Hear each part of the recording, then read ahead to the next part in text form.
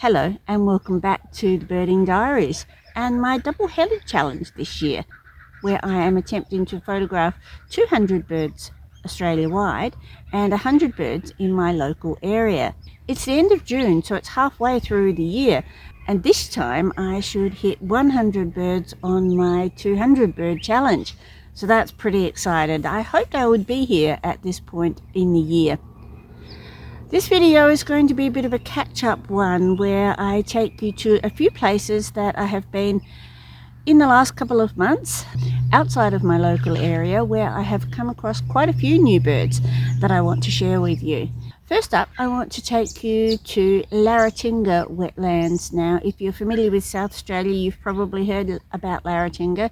It's a constructed wetlands on the edge of Mount Barker, just south of Adelaide. The birds there are so used to humans that you can get up really close to them, like I did with this grey shrike thrush. These are widespread across most of Australia. They have a very confiding nature and a beautiful call. There are lots of paths at Larratinga that take you through bushland and around the ponds that have been constructed for birds. There's boardwalks and many other places where you can go and see the birds that are there, including ones like this Australian spotted crake. Now, normally these are hard to see as they skulk through the reed beds and along the mud flats, but here they're so used to people that it's pretty easy to see them.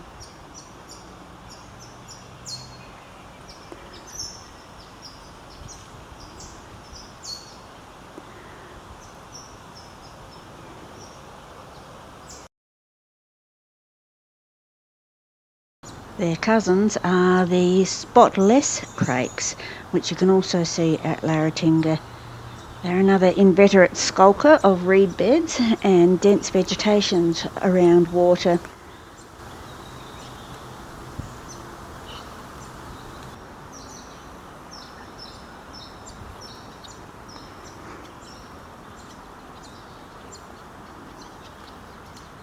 As you wander along the paths, you can quite often see something like this. This is a mystery bird or two. I have absolutely no idea what they are. Perhaps some kind of hybrid or maybe a domestic duck that's got out. This one is much more familiar. It's the Australian darter. It's also called the snake bird because of its very long neck. It's one of the anhinga species from around the world. This one wasn't interested so much in fishing as it was in a very thorough preening session.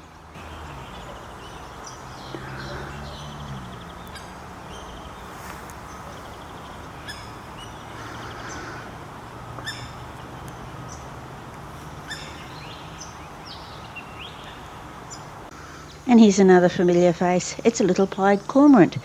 They're very common around Australia as well, around most of the waterways and lakes and inland rivers. This one, again, very interested in having a preening session. Like most birds, clean feathers are incredibly important. And yes, that's 100 birds. We are halfway there to finishing our challenge. Number 101 is hardhead, Australia's only true diving duck.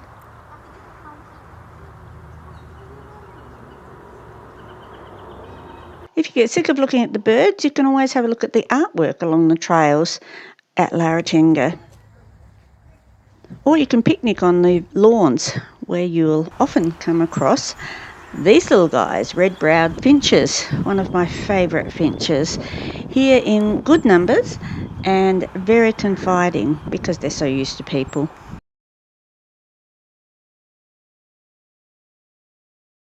As you may have noticed, I'm back here at our local wetlands, and it's a far different cry from last time I brought you out here. After months and months and months of no rain, we have finally had rain, and it is completely different out here now. The grass is growing, the trees are starting to get flowers on them, the honey eaters are having a wow of a time, I can tell you. You can hear some of them in the background here. So a bit of rain certainly makes a difference. But before it started raining, I managed to call in one day to Cockatoo Lake, which is a little lake between Bordertown and Narracourt. And that's where I came across some yellow-billed spoonbills. These spoonbills were busy feeding and ignoring the very strong winds that were present on that day. You can see them scooping through the water there to pick up any little things that they can find.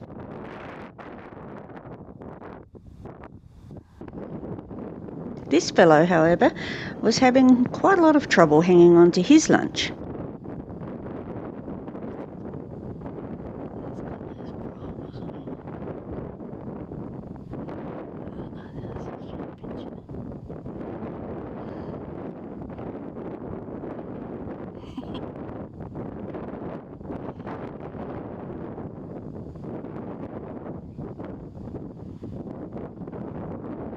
This group of white-fronted chats was also busy feeding.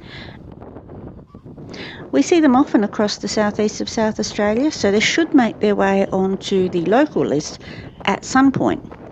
They're a handsome little bird, but they were struggling in the strong winds. Moving along the path around the wetlands now, I haven't seen anything new so far, just the usual suspects, as you might call them. It may be a little bit early yet. Even though we've had some rains, it's still the middle of winter, which is generally a pretty quiet time for birds here in South Australia. Come spring, in a couple of months' time, there should be an influx of new species. Well, that's going on past years, but they're birds, right? Who knows what they're going to do? So for the last part of our catch-up video, I'd like to take you down to Nelson, which is where the Glenelg River flows into the sea. It's right in the corner of southwest Victoria, right next to the border between the two states, Victoria and South Australia, where I live. When I got there, it was a very unusual situation. It had been terribly, terribly dry, and yet the river was in flood. This little egret wasn't too fussed about the water being so high and in places where it shouldn't be. He was too busy feeding. You might be able to see some of his breeding plumage in this shot. And we came across this lot of pink-eared ducks. We've seen them before, but it's nice to get a close-up view of them. Australian pelicans are the iconic bird of Australia's waterways.